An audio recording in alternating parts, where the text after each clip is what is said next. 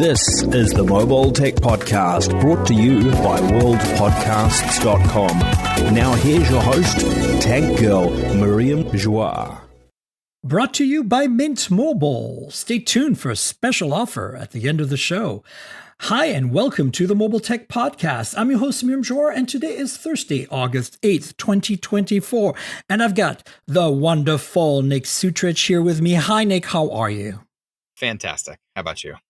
I'm really good, actually. It's been a relatively quiet week, so we don't have a ton to talk about, but next week is exciting. So, I'd love to hear your thoughts on what's coming. There's been tons of leaks and rumors. And, of course, some of the Google stuff's been announced this week, like the Nest thermostat and the set-top box, or whatever you want to call it, the Apple TV equivalent competitor, and then, a bunch of Chinese phones that are cool. So all of that. Yeah. Indeed. And like any good Google event, we probably already know everything, right? Yeah, that's the thing, right? It's like, I'm actually super jazzed about the Fold, and I want to talk about that. And the other thing is, I was going to say, I just published my Fold 6 review, my Galaxy Z Fold 6 review on Hot Hardware this morning. So check it out.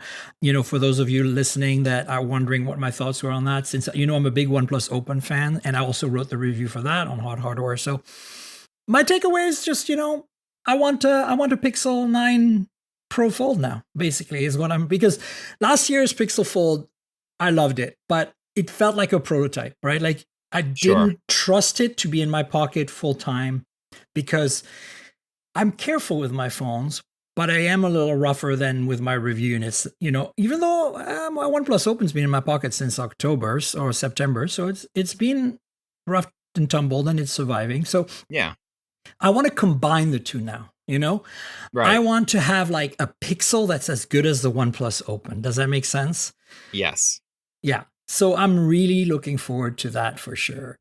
And I think that's one thing that we're going to talk about. But let's start with some phones that were announced this week. And a phone that I forgot to cover last week, or 2 weeks ago, whenever it was, which I'm kind of totally jonesing about right now. I'm going to send them a note and request a device. But speaking of OnePlus Open and folding phones, the Apex Edition of the OnePlus Open. What are your thoughts on that, Nick?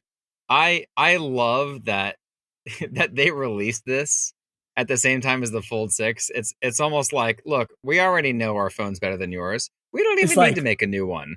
We're just going to come out with a new colorway. Yeah. And not watching the video, I just put up the finger. I mean, no, look, I feel that way, right? Like, if you read my review right now of the Z Fold 6, it's like, yes, very much refined. Like, they've really improved a lot of things, but it's not in the same league as the OnePlus Open. And I hate to say that with a chip that's a year old in there, right? Like, right. And then you see that Apex and you're like, oh man, like, this is so much more refined, It is. And I feel like the only reason to buy the Z Fold 6 over, any other large foldable is the S Pen. Like, if you're a big S Pen user, that's probably still your best bet. It's still a nice large canvas for that thing. And 100%. I know other foldables have stuff like you can use the Oppo pen on this thing, but it's not as built in, like there aren't as many accessories to go with it. Like, if you're an S Pen user, the Z Fold's where it's at. But otherwise, I mean, I feel like the general consensus is just buy the OnePlus Open. Yeah, I agree. And I think the other thing is, they didn't give us the S Pen case, half of us. Like, they gave me a case. I requested a case. I said, I need a case, ideally a S Pen case. And they sent me like a case, which is lovely. It's a Samsung official case. But I'm like, what am I supposed to do now? So, of course, I know I do have a Z Fold 5 here with the S Pen case. I could just use that pen, but it's just janky. No, I want to have it with me. So, like, I didn't even mention the S Pen in my review. I was just like, okay, you don't want to give me an S Pen? This thing doesn't. If you didn't use it, then you can't review it, right? So, I mean, that's on them. I should have mentioned it. I'll probably go in there and just add it. But the point is, it's like, it's so frustrating with the Z Fold because last year I really felt like, oh, well, it's not that great. And, it's very incremental. Next year they'll rectify. And then this year, yes, some things got rectified. It's lighter, it's thinner. I do think that it's a little wider and a little less tall. So it's kind of course correcting a little bit. But then, third generation of the same camera, third generation of the same battery, right? 2 years of the same specs and battery and camera. And then, the software, I'm not a One UI person either. So I'm like you not go back either. to the OnePlus and you see like this Apex, the crimson color is insane. The storage and RAM is maxed out and it's the same price. And you can get a trade-in discount if you want. Like I know they're limited edition, so they're probably all sold out now, but why wouldn't you? Yeah, sure, you get a Snapdragon 8 Gen 2. Oh, whoop-de-doo. Like you're going to notice the difference. Right. And I think, next year when the Gen 4 comes out, if rumors are correct, then that will be the year that it'll probably really make a difference that you have last year's chip or something. But Yeah. not this year. Just the difference between the 2 and the 3 is noticeable, but only when you do certain things. Like it's not like the 2 was a bad chip. It didn't really need a lot to be done to it to really, make that extra push. Exactly. And then, you've got this slider now has got this kind of cute little orange accent on it, which I think is really nice. I didn't realize actually until I looked at it and I was like, oh, that's different than my OnePlus Open. Right. And, but I have an Oppo Find X7 Ultra, whatever it is, the high-end China only product that has also the slider, and the slider is used in the same way as on the Apex, where one setting is the VIP privacy setting. The difference being that on the Find X, whatever it is, 7 that I have Ultra, it's got the it also turns off the GPS, like any kind of location base. So the VIP mode on the Apex only turns off the camera and the microphone. But honestly, that's a gimmick. I don't even care about that. I actually wish there was a setting to turn it off and go back to the regular mode. Yeah. Which maybe there is on OnePlus, but on Oppo there isn't. On Oppo, you're like stuck with, silent, vibrate, and VIP, whatever. Yeah, I don't think there is a setting to change that on the OnePlus. I would say like my only complaint about that being with the alert slider is, I don't know about you, but I tend to accidentally move the alert slider when I put it in my all pocket. the time. It doesn't happen like all day, but there are several times that I'll hear a noise and I'm like, wait, was that mine? And I'm oh yeah, look, the slider moved again. Exactly. So by all the if time, you're really paranoid, right, and you want it in that mode, this doesn't feel like a good guarantee to keep it in that mode. Totally. By all the time, I mean like maybe a couple of times a month, or maybe once a week or something. It's enough to notice. It's enough to notice that every now and then you don't have the silence on or the vibrate on. Yeah, they could make it a little stiffer, I think, that switch overall. In general, on all the OnePlus phones that have it. I mean, we're really nitpicking here because it's already nice enough they give us a slider. But that's our job, nobody else right? Does. Not even Apple anymore, right? I know. I mean, right. I mean, I think it's fine. It's that we should nitpick. That's our job. I think overall, I think this Apex is a great way to kind of like, as you said initially, right? It's like stick it to the Z Fold 6 in a way, and also remind everyone who's boss in North America right now and folding phones, And as I said, until next week, until I have very high hopes that the Pixel Fold Gen 2 is going to be my daily driver, because I can finally combine what I have in my pocket, which is a Pixel 8 Pro with a OnePlus Open, essentially. Yeah, the chipset's not going to be quite that good, but the cameras are going to deliver, because even on last year's Fold, the cameras were really impressive considering the specs, right? And then you're going to get all the Pixel goodness. And then on top of that, the form factor is much more what I expect and what I want. So, and this time around, you're not getting the half gen back, right? Yeah. You're going to get the full Tensor 4 with everything else.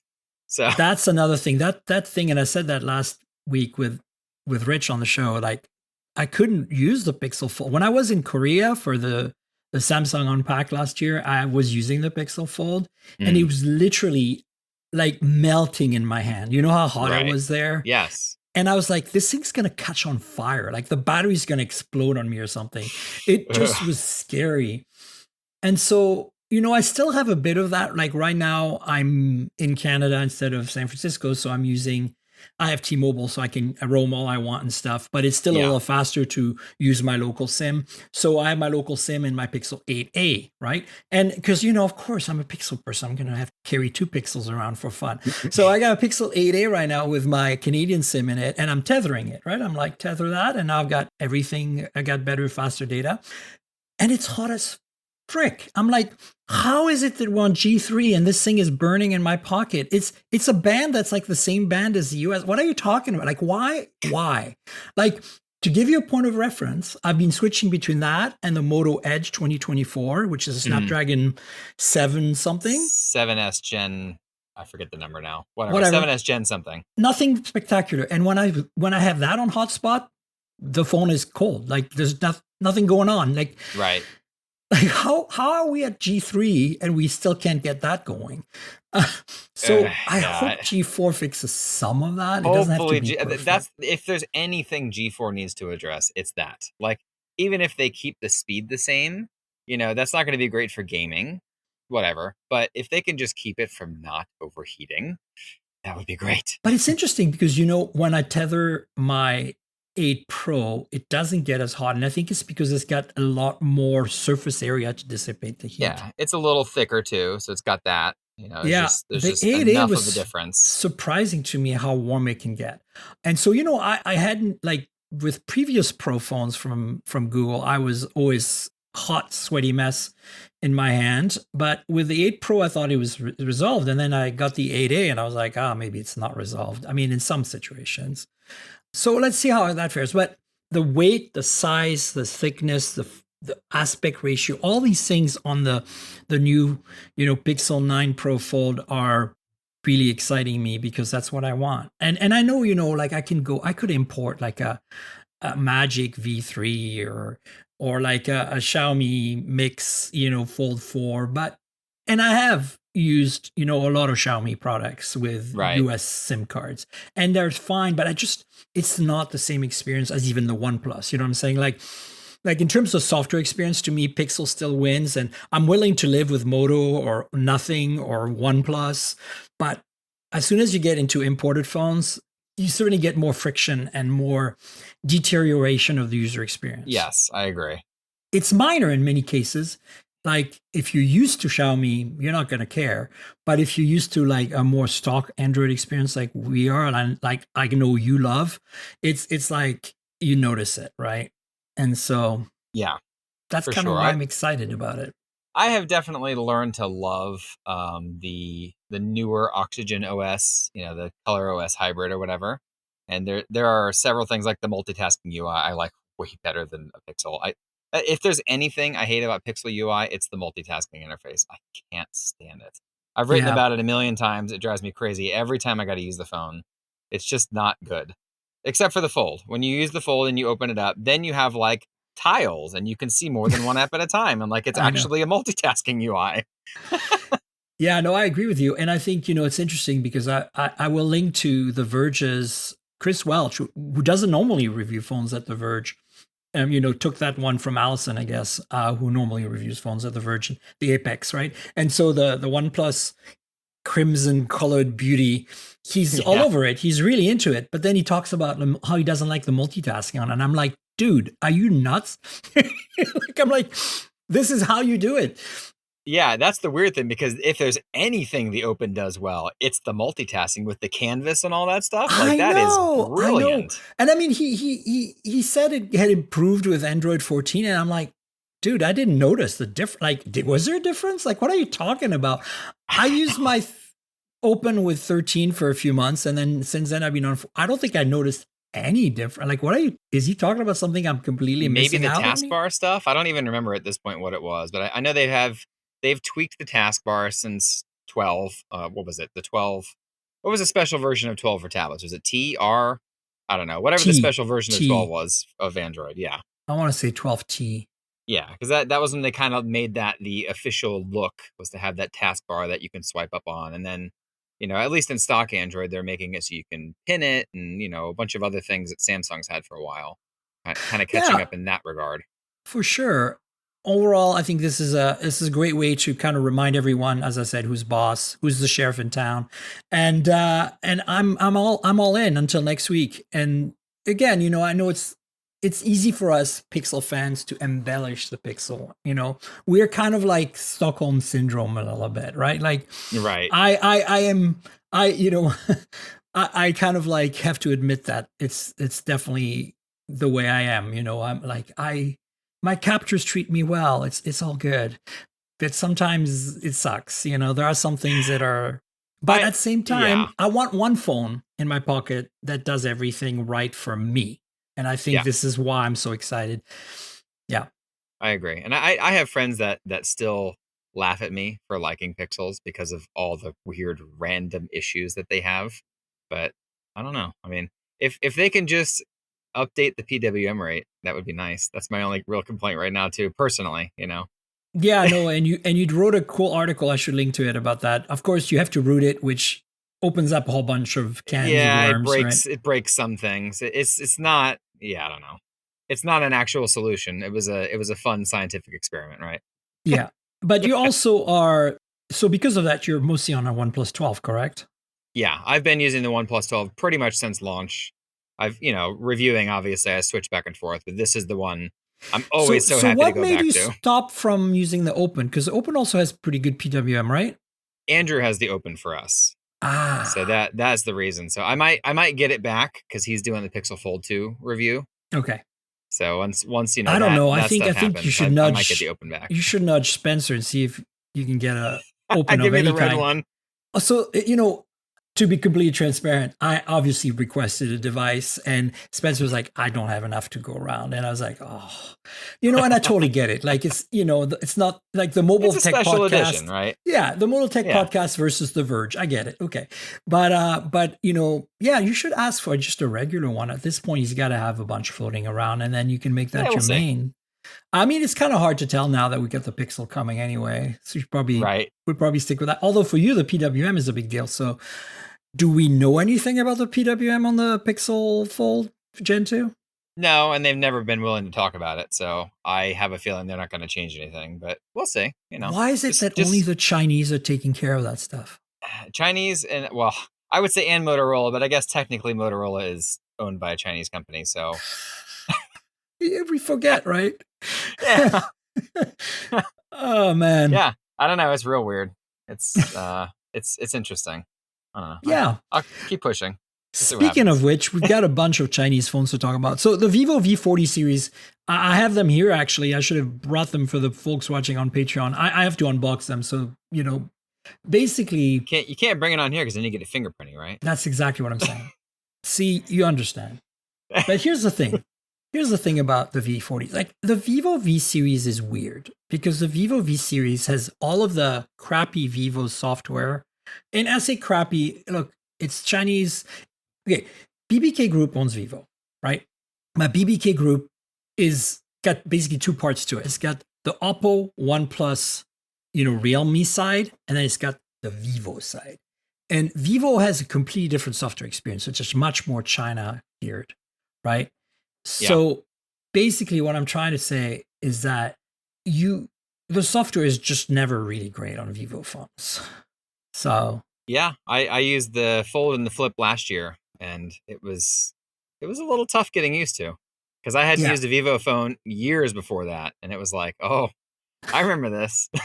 I don't remember liking this then either. But conversely, Vivo has the X series, which is basically the flagship imaging series, which is amazing. Like the Vivo X100 Ultra right now that Ben Sin is constantly posting photos from is one of the few phones with a 200 megapixel telephoto. And it's really impressive, the quality. And they have a partnership with Zeiss.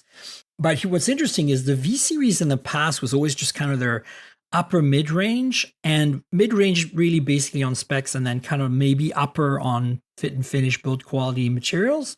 Right. But lately, in the last 2 or 3 generations, they've really been pushing towards making the imaging experience better on those mid-rangers, right? It reminds me of like the Honor Now 200, but that numbered series where the camera really has gotten like flagship level, while the processor and some of the other stuff still hangs around the mid-range segment. Exactly. And I think it's interesting too that they're really accelerating the release of the V series. Like I just got the V30 like 6 months ago or something. And now we're at the V40. Right. And they're willingly very excited to send them to me, but it's really hard to get X series or folding phones from the same PR people. So you know what? That's fine because that gives me a good baseline. Because now that they've got Zeiss partnerships on the V series, the V30 Pro that I had last really blew my mind in terms of imaging performance. They went from kind of very mediocre, standard mid-range stuff to whoa, flagship level imaging on a mid-range phone, kind of like Realme is doing with the phone we discussed last week, which is the 13 Pro Plus, right? Like the Pro Plus numbered series of Realme is since the 10 series or the 11 series has been focusing on making a $350 phone that has the same camera performance as like a OnePlus Open, including a 3x periscope, 64 megapixel or something, or 50 megapixel, which is really impressive for that price point. And it doesn't have the Hasselblad branding on the Realme, but you know that it's basically you're getting the same camera system as on a OnePlus 12, not a 12R or 12. So Vivo's doing the same kind of with the V series, like bringing this Zeiss stuff, good sensors, good optics, good image processing. And it pays, you notice it. And so I haven't obviously tried the V40, but the V30 really impressed me. And these are out now. They're cosmetically very similar and spec-wise also very similar. The big difference is that you get a telephoto on the Pro, and it's only a portrait telephoto, so I think it's just a 2x 50 megapixel. And then you have a different processor. Like the choices are, the Pro is a Dimensity 9200 Plus, which is last year's kind of flagship from MediaTek. And then I think you get like a Snapdragon of some kind on the base model, 7 Gen 3. That's the only difference. Everything else is the same. You get a massive battery. I think it's 5,500 milliamp hour. You get like fast charging 80 watt on both of them. Like it's your typical phone that you'd see in India or China in terms of specs at that price point, which is kind of cool, honestly, right? Yeah. And I feel like something interesting about this one too is the flash is not just, an LED dot, it's a ring. It's a ring. Like one of those ones you attach to a camera or something when you're doing YouTube, not first person, whatever. When you're looking at somebody's face on YouTube, they're recording a video, right? That's right. I saw that and I was like, that's pretty cool, because I feel like, I don't know about you, but I don't know anybody who wants to use the flash in their phones. It's always too harsh. It's just, it's too much, right? So like this feels like an interesting way to keep that on there if you want it, but also actually make it useful. Yeah, they've done the ring light thing for quite a while now, actually, on their phones, which is another thing. Like, again, this is interesting. I'm not sure I would, knowing that I like the Realme, Oppo, OnePlus software more, and having played with the Realme imaging-centric mid-rangers, I'd probably gravitate towards those more than this. But I have to say, this Zeiss partnership and the last product I used was really impressive. So I'm looking forward to trying these out. And they sent me a purple one of the regular V40, which looks like really nice. That and orange are like my favorite color things. So it's always nice to see. I still miss, I don't even know what Oppo phone it was from like 5 or 6 years ago, but it had this really cool like blue to purple fade on the back. That's gotta be. It was just so cool looking. That was before the Reno, because the Reno now is their kind of fashion phone. I'd have to do some Googling and figure, because I reviewed it at one point, but who the heck knows? I had that phone too. It was like around the OnePlus 7 days. Mm-hmm. 6, 7, I had that phone too, and it was, I took it with me to Barcelona. That was my first Oppo review unit I ever got from Oppo PR. Nice. I remember it because of that incredibly awesome fade in the back. Great color. Mm-hmm. Yeah, so, basically, this Vivo V40 series, stay tuned. I'll have some impressions on the podcast soon. So I'm really kind of obsessed with the HMD Skyline. Somehow it flew completely under my radar when it was announced like mid-July now or late July. I don't know how I missed that. And because I think the reason I missed it, and this is a sad state of affairs for HMD, I hate to say that, but their phones have been so crap and boring, especially since the rebrand from Nokia to HMD, that I've been kind of like, they sent me one recently that was like, I think back in June or May, that was just like utter crap, less than $200 phone. And look, there's room for these phones, but when you see what CMF brings to the table, you reviewed CMF Phone 1, you know what I'm talking about, right? Like when you see that, like the Moto Gs of the world and the HMDs of the world and the, like, even the OnePlus N series Nords, right, are kind of like meh in comparison. So my thing was like, I somehow didn't register. But now this is the first time I've seen HMD make an effort. If you look at the specs, the materials, the build quality, the fact that it's also repairable is interesting. Everything about it is like, wow, this is actually great. And then the color, the pink really got me. When I finally saw the reviews, I was like, this is the Barbie phone. This should be your Barbie phone, HMD, because we talked about their upcoming little cheap flip dumb phone that there's going to be as Barbie. But also, the pillow shape, like where it is a very Barbie color. You're right. Yeah, right. I didn't even think about it until you said that. I'm looking at it like, yeah, it is very that nails Barbie. it. Do you remember the Lumias that were designed like this phone? Like they had the square chassis with the rounded display part on it. Yep. That I dig that. And it's also an aluminum frame, which I also dig. It has OIS on the camera. It has, wireless charging. It has what I consider it's not just wireless charging. It's Qi 2. I know. But like, my point is, what? It's the only and first that's sold in North America Qi 2 wireless phone, right? I think Nubia of all the did phones one, to be ZTE? The first, right? Like what? Yeah, ZTE did one, I think. But the point is that this thing, like, how did I fly under my radar? So I'm obsessed with it now. I'm today going to email HMD demanding one of these because I have to try it out. Because finally, a phone with decent specs, build quality materials, hits all my boxes, even has micro SD expansion, which I could care less about, but I know a lot of you care about. A lot of people do. Yep. Yeah, they do. And so come on, like, how did that not, how did I miss that? Anyway, so I wanted to give some love to the HMD Skyline by pushing a link to GSM Arena's review, because very few reviews out there, actually. I think a lot of people just dismiss this phone. And it's very repairable. Did we talk about that? Yeah, that's another thing, right? Like, I think that somehow, I don't know why it got dismissed by so many people, probably because HMD is I think it's just boring. the reputation. Yeah. But yeah, the repairability is another thing, right? Like, I have to dig into it some more because I haven't had time doing this folder review, but I wonder how, like, it looks like there's no screw. So I'm wondering how you open this up and how does it stay water resistant, if it even is water resistant. It's IP54, so it's, light. Mildly, but enough to get messed up if you open it up and don't do the seals right. Yeah, I wonder how it works. I wonder if it's still, like, glued and you need to, like, use a heat gun and they supply everything, or if it comes with an iFixit repair kit, but okay. I don't know what that means, if it's just a bunch of spudgers and stuff or if it's more. Right. Yeah. But anyway, I'm totally jonesing on getting this phone and I'm obsessed about it. And, I think it's my old timer Nokia heart coming out here, right? Like, sure. I just those Lumias back in the day. Oh my God. With you there. They're so nice. And this is just going to remind me of that. And hopefully, and from the review on GSM Arena, they're generally pretty satisfied with the phone and overall. The only thing they said was kind of meh was, low light imaging performance. But in that category, that, kids are hit and miss still, right? Like when, Sure. So I think I'm not expecting too much there. Look at what Moto does these days. It's better. Like, I've been using the G Stylus 5G 2024 and the Edge 2024.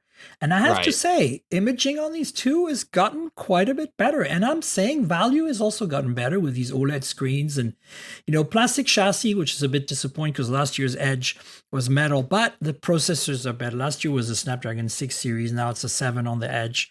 The 6 series is on the Stylus. But I think Moto mid-rangers are now finally back in my esteem. Yeah, I think that for them, that's the thing, is like the mid-rangers, the $400 segment is really solid for them. Anything above or below that is really hit or miss. Yeah, obviously the Razors are awesome.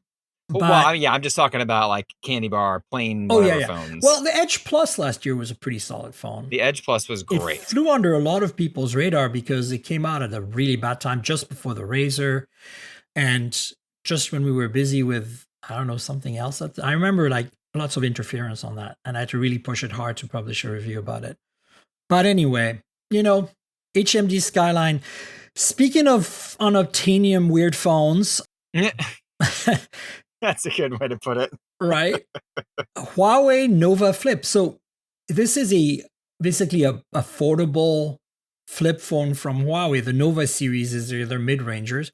And this is the first time I think they've done a mid-ranger affordable flip phone. And, you know, it looks pretty hot. I like the industrial design on this. The specs are meh. The price it could be better considering it's China. I expected it to be lower. Basically competes directly with the Moto Razr 2024 non-plus. But when you see what the Moto brings to the table with a large display in the front, you know, how do you justify what Huawei's doing at around the same price, especially when in China it should be cheaper? It's interesting. But I would assume the processor. I don't actually know what this thing uses. Well, it's apparently a Kirin 8000, which I'm not sure like what that is. But the regular Razr is like a 7S something, which is, you know, that's what's in the $450 Moto. No, the regular Razr 2024 is a 7300, the Mint City. Is it? Yeah, it was a 7S. Yeah. No, the Snapdragon is on the Plus, and it's an 8S Gen 3, and then on the regular Razr, it's a 7300 Dimensity. Last year's Razr 2023. You know, I know, but you're right though, because last year's Razr Minus, or the 2023 model of the base Razr, had maybe that's what I'm thinking of. Then it's a 7 Gen of some kind. But I dig this. I dig this industrial design. I think obviously the small screen is kind of a step backwards. I like the green a lot. The green with the black trim on the inside looks snazzy. Yeah, the lime green is what I'd want here. This is pretty hot. But it exists, and the specs are pretty interesting. Like the main camera is actually an RYYB sensor, which you don't see very often because it's very much a Huawei thing. And it's also a big phone. Them and their fancy sensors. Yeah, did you see the size of the inner screen? 6.94 inch. That's almost 7 inches. That's big. Right. That's sizable. Jeez. But yeah, like you look at the pricing, you know, it starts at $744 converted. Like, add $100 to that typically to get a US price. That's for a small display on the front like that. That's a lot. Right. But remember, it a little out of place. China, Huawei can command a premium because they're considered the best, right? Sure. So it's like, yeah, just an interesting phone I wanted to mention. All right. Now we got a bunch of rumors before we jump into, you know, all the Google stuff. Xiaomi 15 Ultra might have a 200 megapixel telephoto. Now, just to set your, you know, record here, the Xiaomi 14 Ultra, which I have, which is a phenomenal phone, has dual telephotos. Like it has 4 sensors in the back. They're all 50 megapixels. Ultra wide main, which is a 1-inch sensor with variable aperture. And it's got a 50 megapixel 3x telephoto and a periscope 5x 50 megapixel telephoto as well.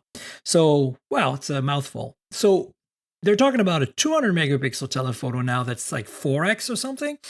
Right. Which makes me worry a little because, and I want your thoughts on this, because are they going to replace the 2 telephotos with 1? Kind of, you know, do what Samsung did with the S24 Ultra, where they have a bigger sensor at a less magnification so they can reach as far, which kind of works. Like, I'm not saying that's a bad idea per se, but I feel more confident of them hopefully keeping a regular 50x, 3x telephoto, you know, and then adding a 200 megapixel, whatever. Like, I want them to have 4 cameras in the back because it's so badass. Yes. I mean, especially on like an Ultra or something, it just needs to feel Ultra. I don't want to feel like, oh, they went this in between thing because, you know, for I don't think it's for cost savings, but, you know, for whatever reason. But then again, Vivo X100 Ultra has a single rear telephoto, which is a 200 megapixel and is just delivering some incredible photos. So maybe they're following in Vivo's footsteps, or maybe they're going to blow our minds and put 4 cameras in the back, 2 telephotos, one of them with a 200 megapixel, which is that we'll find out. It would be good. Yeah. I think the important thing is to make sure that they have enough magnification, because like on the Magic 6 Pro, right, it's got 180 megapixel right, it has that too. Telephoto, I'll call it, but it's only like a 1.6 or 1.8x lens. Right. So pretty much once you get past like 6 or 7x, you completely lose the advantage that higher resolution sensor gives. And, you know, beyond that, pretty much anything at the price range destroys it. It was really disappointing for me in that regard. Yeah, so I'm looking at the X100 Vivo the ultra specs, and it's a triple rear, 50 megapixel ultra wide, 50 megapixel, main, which I believe is a 1-inch sensor, and then it's got a 200 megapixel single telephoto periscope, and it's f over 2.7, 3.7 times optical, so roughly 4x OIS, of course. Yeah. And seeing the results, the photos that Ben has been taking at magnifications between 10 and 20x, they've managed to make it work. It's really solid. So I'm wondering if that's where Xiaomi is going too, Right. And maybe having that large of a sensor does help, because I know typically with the 50s, you can get between like 2.5 to 3 before you really start to notice quality loss. Yeah. Like if you're using a 50 megapixel main. So if you're trying to reach between 3 and 4, and then all of a sudden you got this giant bump in quality, it's awkward. Yeah, that's true. That's why I'm thinking there might be another telephoto just to bridge the gap, because that's always the problem, right? Sure. So we'll see. But you can only do so much. It's an interesting rumor. Another crazy interesting rumor is Realme is supposedly working on 300-watt charging, 3 minutes to fully charge your phone, or 3 minutes to get to 80 and 5 minutes to fully charge your phone, something like that. Meanwhile, the Z Fold 6 takes like 2.5 hours to charge or something. Man, I ducked it so hard on that. I just totally knocked it on that. Like, it's like, how can you have half a day to charge your phone? How can you have 25-watt charging on a flagship that costs $18.99? Like, get the hell out of here. Oh my gosh. Now, okay, 300-watt is... It's ridiculous. It's not necessary. So this is cute on a spec list, but... So I have played with both Realme GT phones that had the 240-watt. There was a GT3 and the GT5. The GT3 was actually the better of the two, because it had a smaller battery, like 4800, 4900. And then the GT5 had a 5000 or something. And so they were both 240-watt, but obviously one took slightly longer because of a larger battery. Yeah. And of course, you want the larger battery ideally, right? Because, but, it was really impressive to be able to fully charge your phone in 9 minutes, like from 0 to 100. Yeah. And more importantly, I have never been able to leave the GT3 alone and come back to not see it fully charged. You know what I'm saying? Like, I would get distracted by something. That's how fast it charges. Like, I'd be like, okay, let's take the fastest shower I can. It's at 0. Let's see if I can come out of the shower before it's fully charged. And no, I guess my showers are longer than 9 minutes. But here's the other thing that you have to know about the GT3 that was interesting, is that you can literally plug it in, answer an email, and go from 0 to 50%. Like, just literally like 2 minutes, 3 minutes, because it's like an EV, right? It charges faster at the beginning. Yeah. So like the first 3 minutes are literally like half your capacity. It's insane. Yeah. And then I feel like the OnePlus is fast, right? And then there's that. And the GT5 is similar. So then I got the GT5 Pro, which was essentially a OnePlus 12 from Realme for the Chinese market. It was the first BBK Group 8 Gen 3 phone. And I got one last year. They sent me one. That phone is essentially a OnePlus 12 with a slightly detuned ultra wide. It's an 8 megapixel instead of the better one. But everything else about it's got the metal frame, the wireless charging, the 100-watt charging, the 8 Gen 3 processor, the same 4000 nits display. It's like almost identical. It's really amazing how much of a dead ringer it is. But I have to say, it's the first Realme phone where I felt like this doesn't feel like Realme anymore. It feels like you have a proper flagship in your hands that is like the real deal, right? So there's talk right now, strangely, of skipping the 6 Pro, because there's a GT6 currently. I have it, which doesn't have super fast charging. It has it has 120 or 100 watt or whatever. Doesn't have the 240 watt. So I have that one. And then somehow they're skipping to a GT7 Pro with an 8 Gen 4 in December. That's the rumor. But it won't have the 300 watt.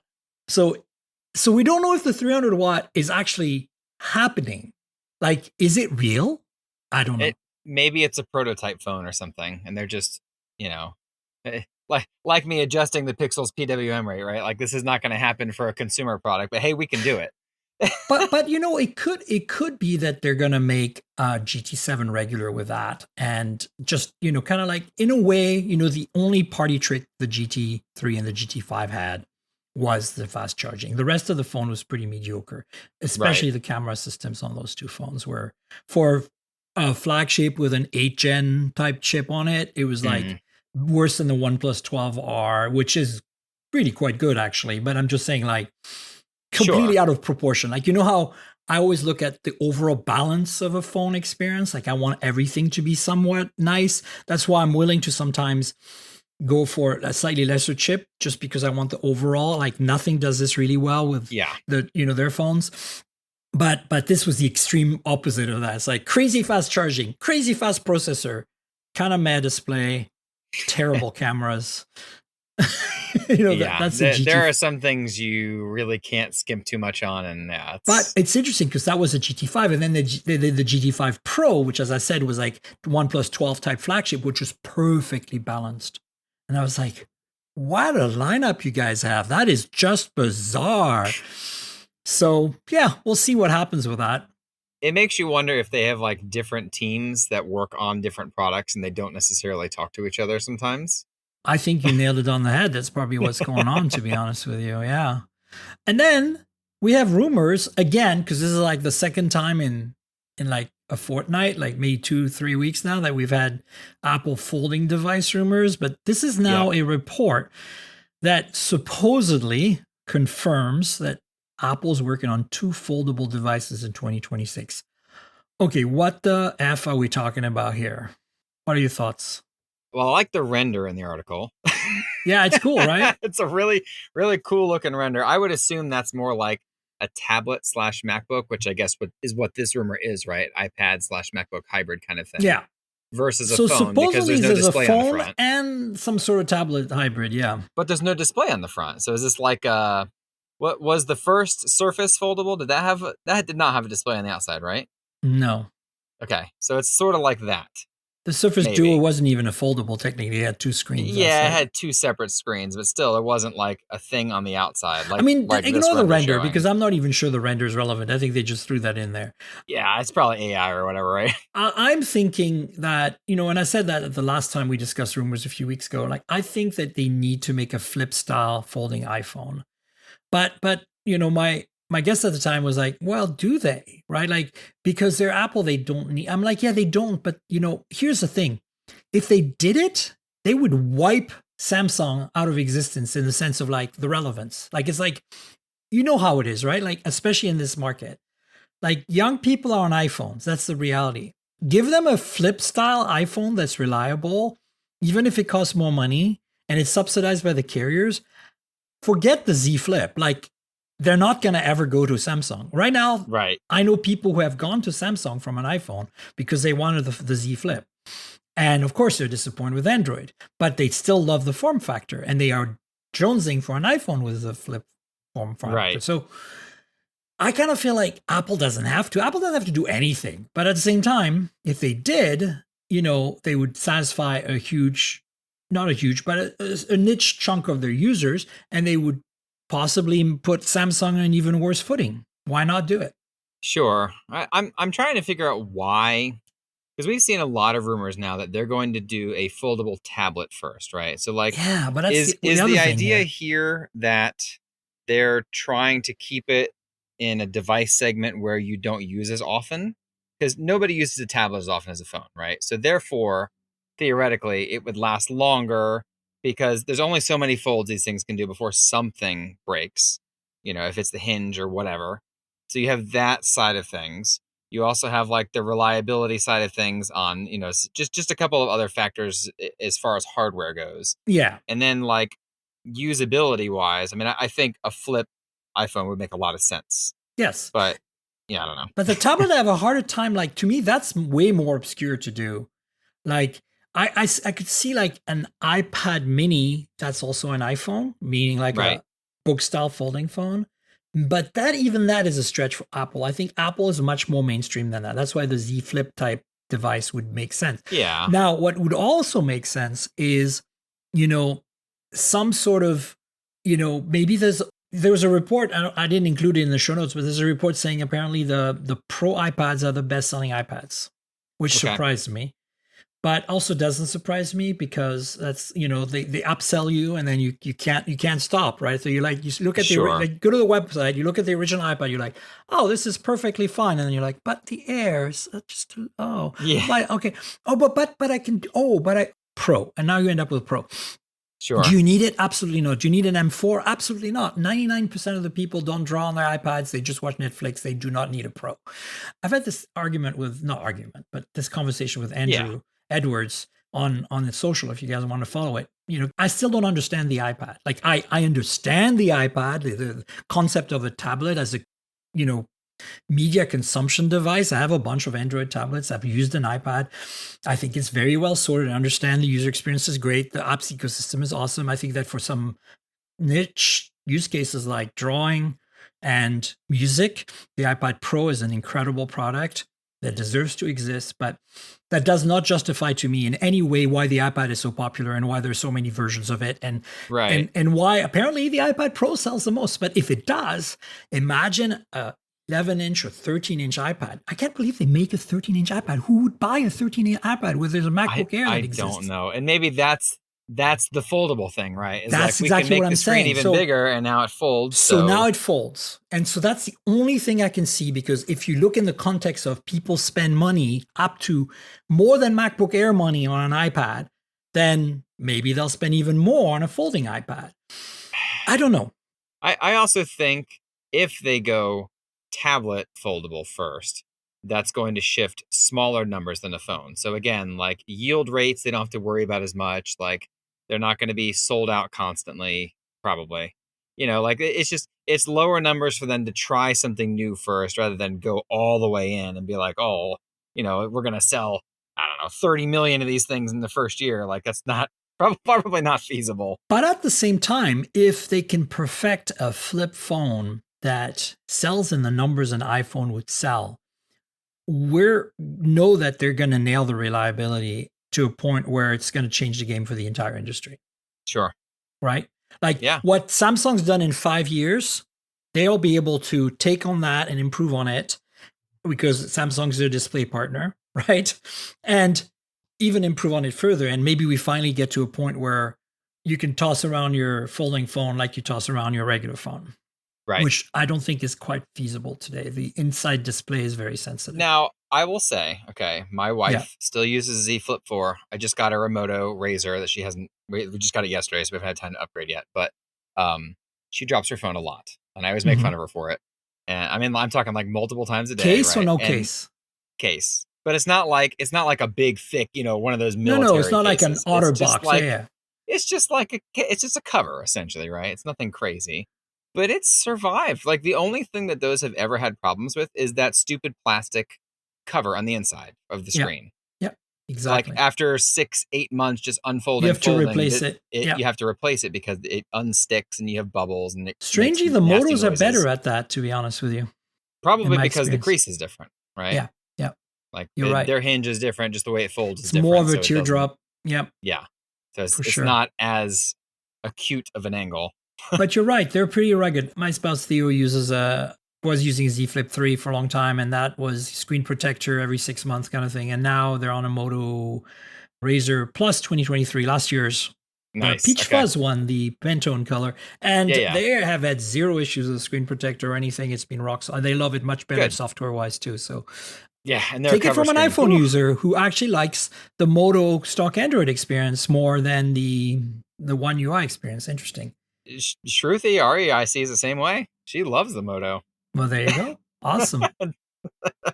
Let's switch gears quickly, talk about what to expect next week, right? Like very briefly, because, we kind of all know. And, I just kind of want more your thoughts. If there's anything that you think stands out, like we obviously are getting a Pixel 9, a Pixel 9 Pro, a Pixel 9 Pro XL, and a Pixel 9 Pro Fold, right? The Pro and Pro XL are going to be the same other than battery and display size. They're going to be basically what we have with the Pros so far. And then, we've got the basic Pixel. The prices are going to be high overall, GeForce specs all the way around, proper flagship specs all the way around. And then, we talked about the Fold, and the Fold is, I think, going to be awesome. So Yeah. what else is there to know? You wrote a summary article. Tell us what else we should know. So I feel like the highlight for this year, at least for people who are just going to a store picking up a phone, is the fact that they can now get a smaller Pixel that has all 3 cameras on the back. That is super exciting. And does not feel like you're losing anything substantial, right? Like, you'll get a smaller screen, obviously, because it's on a smaller phone, and you'll get a smaller battery because it can only cram so much in there, but you're not losing anything. Right. You're still getting those really good cameras. You're still getting a battery that is proportionally large. It's supposed to have faster charging, which is, I don't know what faster charging really means, because we've seen that maybe from 45 Samsung watt. Yeah, but what does 45 watt mean to them? You know what I mean? Like, is this faster for the first 10 minutes of charging and then it goes way down, or is this actually faster? So we're going to have to wait and see there. I'm not sure I'm sold on the design personally. It's bold. I'll give them that. I do like the benderish camera pod that's more benderish than ever. Oh, that's a nice description. Right? But that's apt, man. Yes, I'm a little conflicted about the flat slab sides that everybody's doing because Apple did, right? Like, I don't mind it ergonomically that much, but I do have an issue with why is it that we must all, in the markets where the iPhone is strong, copy the iPhone's industrial design. What I loved about the old Pixels was that they weren't quite as rounded. We didn't have slab sides. It made them stand out compared to the iPhone. And then now everyone's doing that, the very round corners and the flat sides. And I'm just like, oh, and of course, I know. Thankfully, the bender, right? The bender camera pod that really sticks out. You can tell old Pixels apart because of the bender camera pod.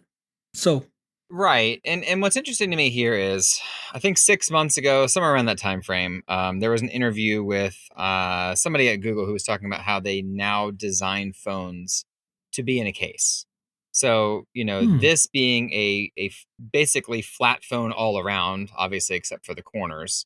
And then having that camera bar stick out like that is a very separate island versus the last several years have been, a whole strip all the way across the back. Correct. Yeah. Now it's going to fit in a case better. So it'll be curious to see how it looks in cases, which I guess all I got to do is go to Amazon because there's a gazillion Pixel 9 cases already. Yeah. And there have been for months. I actually don't have it down here. I should have brought it with me, but I've had several Pixel 9 cases, like literally for 3 or 4 months. Wow. It's kind of ridiculous.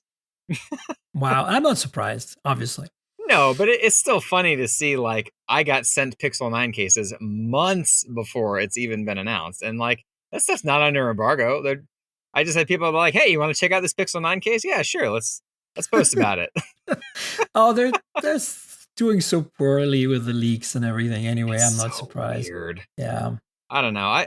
I'm also looking forward to seeing what they do with AI stuff, because I know a lot of things have been really gimmicky in the land of AI. And I feel like last year, Google did an excellent job of coming up with tools that actually make sense and people actually want to use.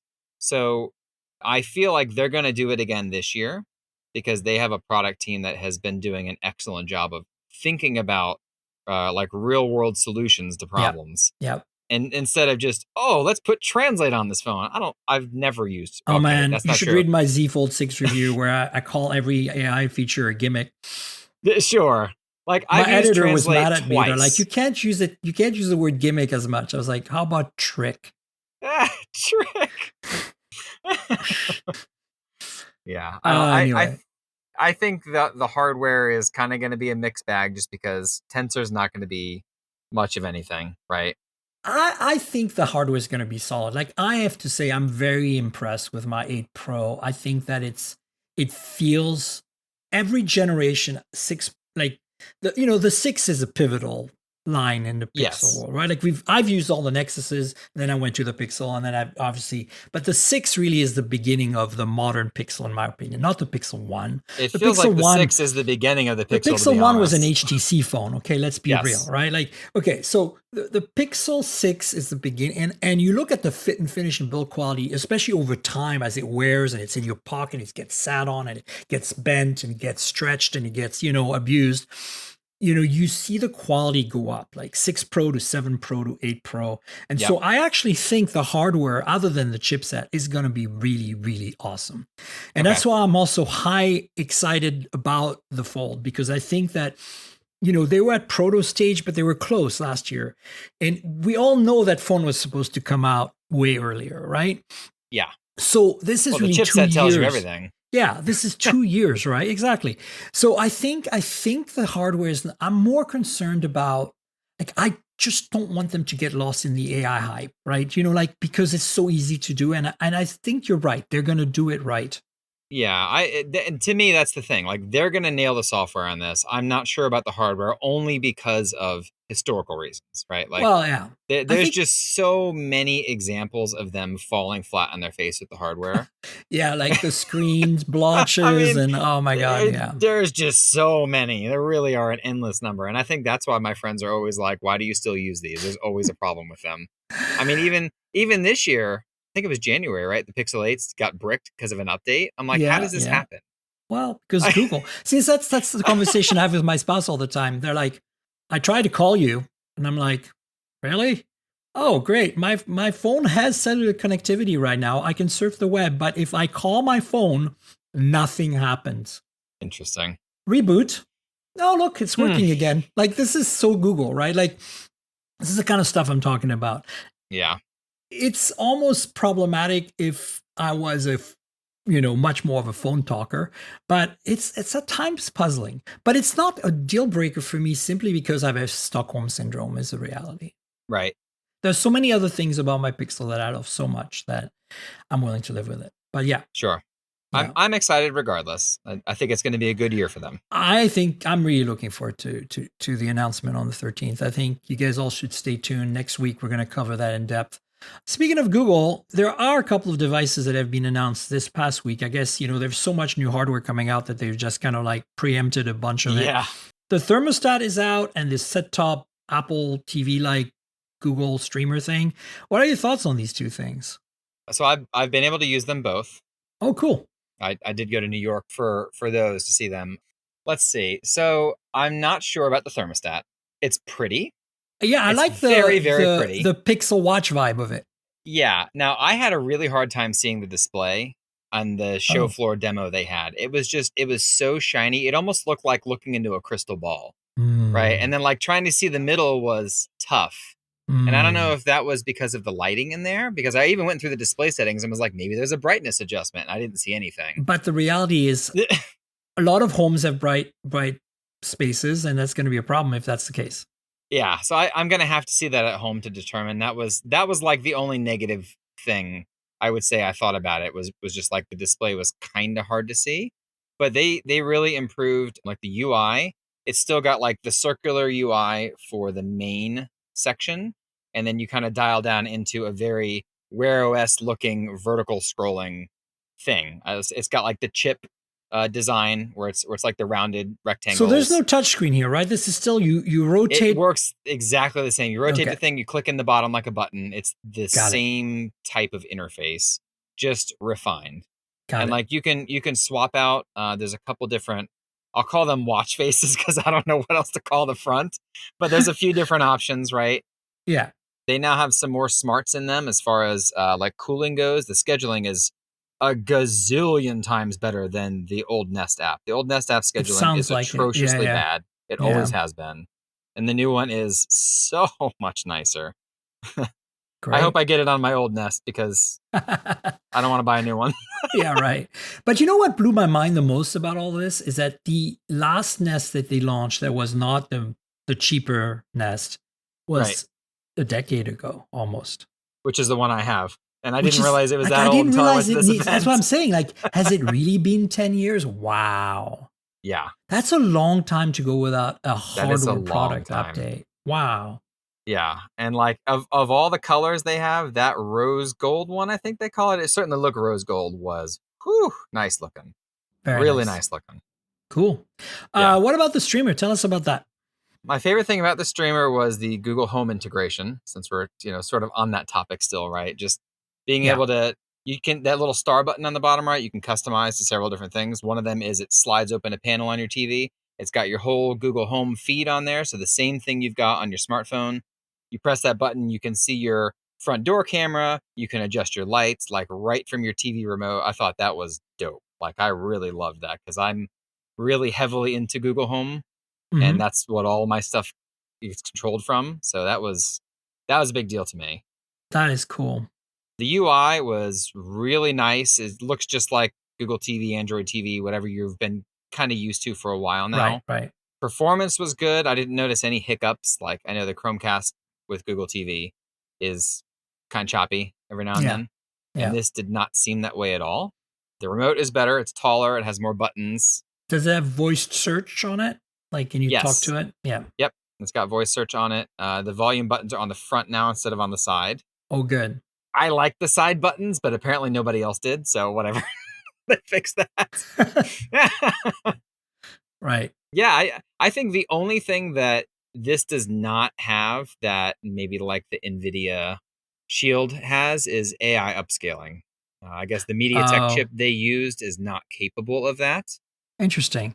So it'll be interesting to see how this holds up long term if that becomes a problem. But it's only $100. So Well, that's the other thing, right? I'm yeah, I'm very excited about the fact it's only $100. Like, the Nest right. thermostat's expensive. This thing is cheap, essentially. And yeah, and my LG OLED apps are really on the fritz. I don't know what's going on with them, but this is like the perfect time for this thing to come out because I need this, and it's only $100. I have an old LG TV. It's not a year old, but I bought it at the beginning of the pandemic, so it's 4 years old now. It's 4K. It's an LCD. It's a entry level 4K LCD. It's nothing fancy, but it does Yeah, have the WebOS thing, and I never use it. It's just so terrible. Like I just I I have mean, an I just Apple use TV like connected to it, and I have one of yeah, those. You remember the T-Mobile Android stick that they had for a yeah, while that was like for their service, and I right, still use that without their service. Just as an Android TV device, it's fine. yeah, that works. Yeah. Well, I'm looking forward to seeing what the what the reviews are like on this. But yeah, I love how Google still makes hardware and really tries to integrate this ecosystem. And you know, you don't really see that. Like you see that with Samsung, you see that with Apple, and even Apple doesn't have a thermostat. Apple doesn't have cameras, security cameras with the Nest stuff. And Google's are very good now too. Yeah, well, they have all these years of experience, right? I think that's the other thing, right? Dropcam, became Nest, and it's a while ago. It's just like the thermostat. It's been a decade of them, incrementing through this. And Yep. the only company I can think of right now, like I mean, Samsung has some of that, but Huawei is the only other player I can think of that has the complete package here, like thermostat, cameras, Yeah, streamer, it's true. phone, tablet, you know, does Google technically have a tablet? Uh, Yeah, sure. does Google technically still Does have anybody buy it? That's up in the air, but they have one. are the Pixel books still sold? I don't even know about that. You got the Pixel tablet. Yeah, it's true. But the Pixel Book Go is pretty awesome. And the original Pixel Book, I still have it. Still runs Right. fine. But I'd love to see another laptop from them, to be honest. Just because Yes. we need like a MacBook Air Chromebook. Like to me, that's people always like, are you nuts? It's a Chrome. I'm like, no, you do not understand. I will never buy a computer that is a piece of junk. I will spend at least $1,000 on my computer, and I expect glass and metal and amazing specs. And I don't care what OS it runs as long as I get my work done. And Chrome OS is awesome. I love it. So Yeah. One thing I forgot to mention about the Google Streamer, there's a button on the back of the streamer that when you mhm. press it, the remote emits like an alarm, Oh, which was just like in the demo, she shoved it under the couch cushion and was like, check this out. And she pushed it and you can hear it. It's like, it's very audible. nice. That's gonna Yeah. solve a lot I of don't know. problems. It's a nice little touch. You just reach on the back of the box and press the button. Oh, there's my remote. Cool. Well, that's awesome. On that note, let's wrap up. Do you want to tell folks where they can find you on the internet?